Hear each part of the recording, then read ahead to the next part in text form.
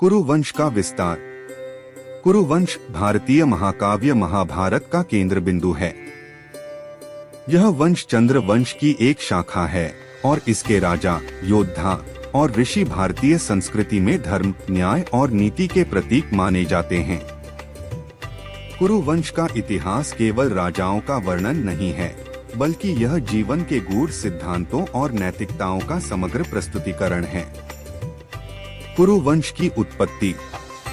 कुरुवंश की शुरुआत चंद्रवंश से होती है। चंद्रवंश का संस्थापक सोम, चंद्रमा को माना जाता है। कई पीढ़ियों बाद राजा कुरु इस वंश के सबसे महान शासकों में से एक बने।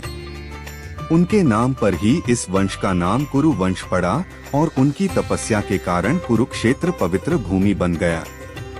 प्रमुख वंशज: सोम चंद्रदेव, पुरुरवा चंद्र वंश के प्रथम राजा। नहुष और उनके पुत्र ययाति। ययाति के पुत्रों में पुरु सबसे प्रतिष्ठित थे और उन्हीं के वंशज आगे चलकर कुरु कहलाए। कुरु वंश के प्रमुख राजा और घटनाएं। 1. राजा कुरु। राजा कुरु धर्मपरायण और महान राजा थे। उन्होंने कुरुक्षेत्र की स्थापना की और इसे धर्म क्षेत्र बनाया। उन्होंने यहाँ खेती और यज्ञ किए, जिससे यह भूमि पवित्र और शक्तिशाली मानी जाने लगी। 2. प्रतीप। राजा प्रतीप कुरु वंश के एक प्रमुख राजा थे। उनके 3 पुत्र थे। 1. देवापी, जिन्होंने संन्यास ले लिया। 2. शांतनु, जिनका संबंध महाभारत की महत्वपूर्ण घटनाओं से है। 3. बाहलिक, बाहलिक राज्य के संस्थापक। 3. शांतनु और गंगा की कथा। राजा शांतनु कुरु वंश के महत्वपूर्ण शासकों में से एक थे। एक दिन गंगा नदी के किनारे उन्होंने गंगा देवी को देखा और उनसे विवाह किया। गंगा ने एक शर्त रखी कि वे उनके किसी कार्य में हस्तक्षेप नहीं करेंगे। गंगा ने 7 पुत्रों को जन्म दिया और उन्हें नदी में बहा दिया। जब 8वें पुत्र देवव्रत को बहाने लगी, तब शांतनु ने हस्तक्षेप किया। गंगा ने बताया कि ये सभी वसु थे, जिन्हें एक श्राप के कारण मानव रूप में जन्म लेना पड़ा था। देवव्रत ही आगे चलकर भीष्म बने। 4.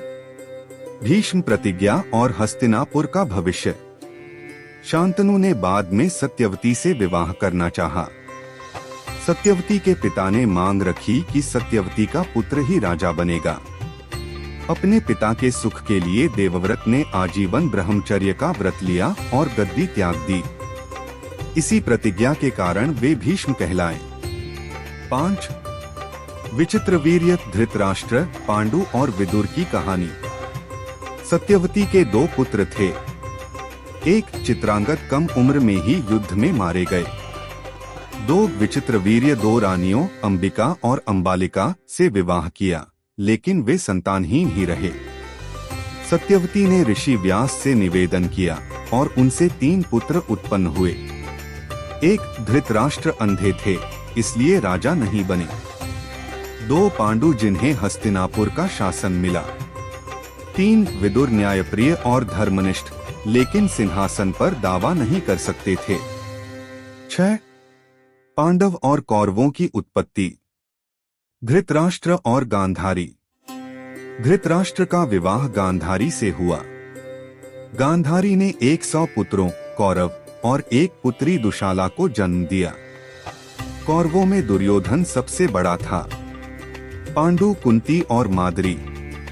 पांडु की 2 पत्नियां थीं। एक कुंती, जिनसे युधिष्ठिर, भीम और अर्जुन का जन्म हुआ।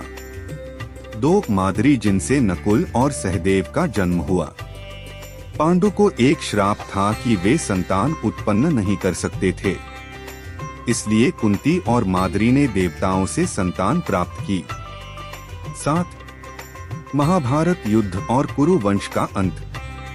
कौरवों और पांडवों के बीच की प्रतिद्वंद्विता ने महाभारत युद्ध को जन्म दिया। यह युद्ध कुरुक्षेत्र में लड़ा गया।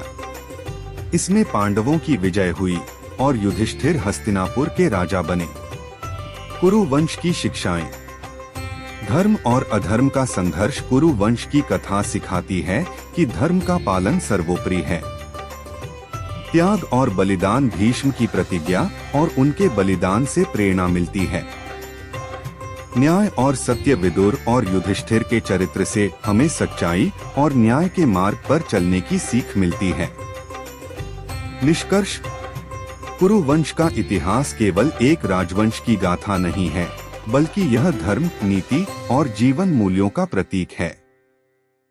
यह हमें जीवन में सही मार्ग पर चलने और सत्य की रक्षा करने का संदेश देता है।